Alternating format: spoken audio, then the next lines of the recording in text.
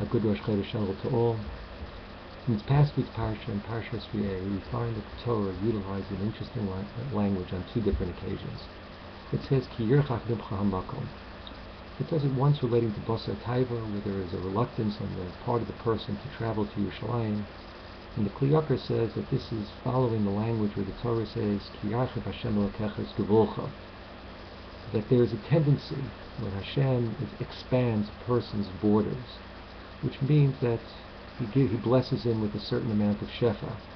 Therefore, it's not that a person becomes far from Yerushalayim, but that Yerushalayim becomes far from him.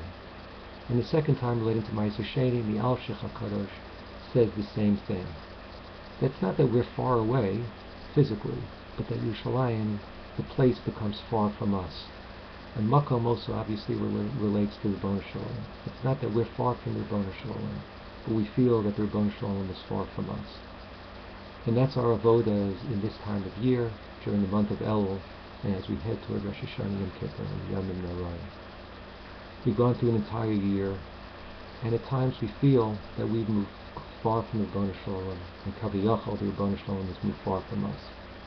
And our avodah is to establish and to re-establish a dveikus b'Hashem. And obviously, it's not a stretch to say this is something which we do when we work with these kids when we go on a mentor mission. They feel that there's a spark within them, and they know that they are distant, and they're trying to move closer to something. And they believe it's to move closer to God and to the observance of Torah and mitzvahs. It's an avodah on their part. And we go for these few days, and we try to help them along, to learn with them, and to schmooze with them, and just to help and give them some guidance in moving closer in their avodas Hashem. And as we've seen, as we work and we learn with them, not only are we helping them, but we're helping ourselves.